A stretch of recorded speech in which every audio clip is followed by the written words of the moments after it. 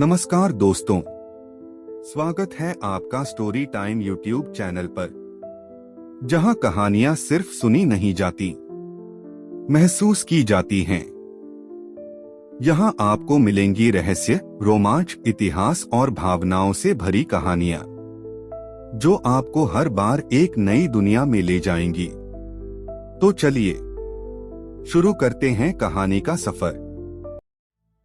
दीपों के पर्व का प्रकाश धीरे धीरे मंद पड़ रहा था। आकाश में अमावस्या की शांति के बाद पंचमी का प्रभात सुनहरा हो चला था।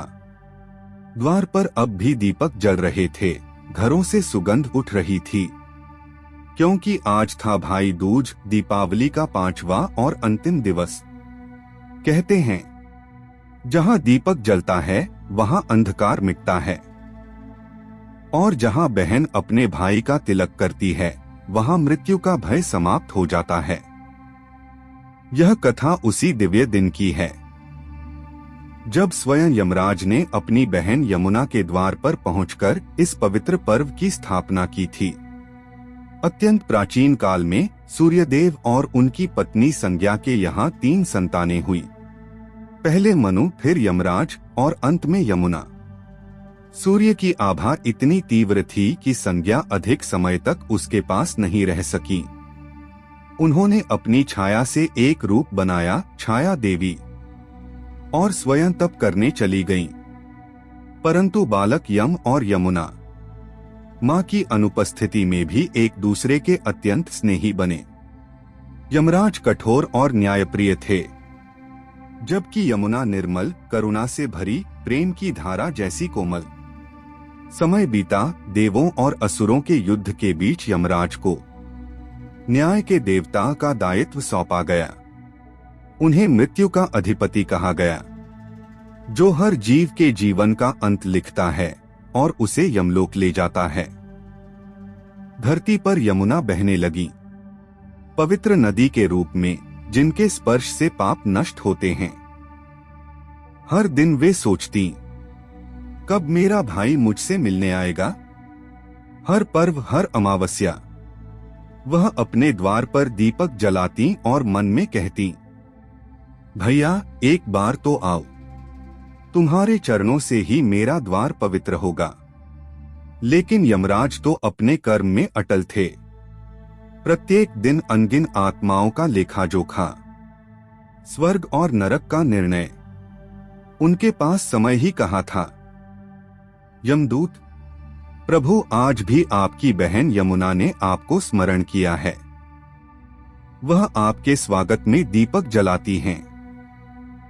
यमराज, मुझे ज्ञात है, पर क्या न्याय का देवता अपने नियम छोड़कर स्नेह में बह सकता है। मैं मृत्यु का अधिपति हूँ, मुझे किसी के घर नहीं जाना चाहिए। चित्रगुप्त, प्रभु धर्म भी तो कहता है, जहां स्नेह और प्रेम हो वहां कोई बंधन नहीं रहता। बहन का आशीर्वाद भी तो धर्म का ही एक रूप है। यमराज, मन में शायद आज न्याय से पहले स्नेह की पुकार सुनना उचित होगा। और उस दिन स्वयं मृत्यु के देवता अपने वाहन भैंसे पर आरूढ़ हुए, यमलोक के द्वार खोले और पहली बार धरती लोक की ओर चले। आकाश में हल्की बिजली कौंधी, धरती पर मंद समीर बही, और यमुना के तट पर दीपों की कतार जल उठी। यमुना ने देखा, दूर से एक तेजस्वी पुरुष, मुकुटधारी, गंभीर पर दयालु मुखमंडल लिए आ रहे हैं। यमुना, भैया, क्या सच में आप आ गए? यमराज मंद मुस्कान के साथ, हाँ बहन, आज तुम्हारा स्नेह मुझे यहाँ खींच लाया। यमुना ने अपने भाई का स्वागत किया, स्वर्णासन पर बैठाया, पवित्र स्नान कराया, तिलक लगाया, पुष्पों की माला पहनाई। यमुना प्रेम से, भैया, आज का यह दिन मेरे लिए सबसे पावन है। कृपया मेरे आंगन से कभी अशुभ भाव लेकर मत जाओ। यमराज, बहन मैं मृत्यु का देवता हूँ, पर आज तुम्हारे आंगन में मृत्यु भी नतमस्तक है। जो भी भाई इस दिन अपनी बहन के घर आएगा उसका कल्याण होगा और उसे अकाल मृत्यु का भय कभी नहीं रहेगा। यमुना ने आनंद में अपने हाथ जोड़ दिए और उसी क्षण से भाई दूज का यह पर्व जन्मा। यमराज, जो भी मनुष्य इस दिन अपने बहन के घर जाकर उसके हाथ से तिलक, भोजन और स्नेह प्राप्त करेगा वह मेरे दूतों से सदैव सुरक्षित रहेगा। उसका जीवन लंबा होगा और मृत्यु के समय उसे मोक्ष की प्राप्ति होगी। यमराज के ये वचन सुनकर देवता भी प्रसन्न हुए। आकाश से पुष्पों की वर्षा होने लगी। धरती ने वह दिन भ्रातृद्वितीया के नाम से अंकित किया, जो आगे चलकर भाई दूज कहलाया। सदियां बीत गईं, यमलोक और यमुना के तट पर वह दिव्य मिलन अब कथा बन गया। पर आज भी जब दीपावली के 5वें दिन बहनें अपने भाइयों का तिलक करती हैं, तो यमराज के वरदान की छाया उन पर होती है। यह त्योहार केवल रक्षाबंधन का ही नहीं, बल्कि पुनर्मिलन का प्रतीक है, जहां बहन कहती है तुम जहां भी रहो सुरक्षित रहो, और भाई कहता है मैं सदा तुम्हारे साथ हूँ। भाई दूज केवल एक पर्व नहीं, यह जीवन और मृत्यु के बीच प्रेम की वह रेखा है जो कभी नहीं मिटती।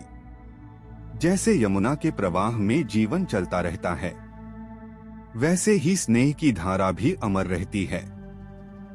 इस दिन बहन का तिलक, दीपक का प्रकाश और भाई का आशीर्वाद तीनों मिलकर वह संदेश देते हैं कि जहां प्रेम है वहां यमराज भी करुणामय हो जाते हैं। शांतियः शांतियः शांतियः। देवों की कथा यहीं पूर्ण होती है, पर यमराज और यमुना का प्रेम अमर है, जो हर वर्ष दीपावली के 5वें दिन हमारे द्वार पर फिर से दीप बनकर जल उठता है। संदेश जहां स्नेह है वहां मृत्यु भी मुस्कुराती है। वीडियो पसंद आए तो चैनल को लाइक, शेयर और सब्सक्राइब करना ना भूले। आपका एक सब्सक्राइब बटन दबाना मेरे लिए सिर्फ एक नंबर नहीं, वो मेरा हौसला है, मेरा मोटिवेशन है।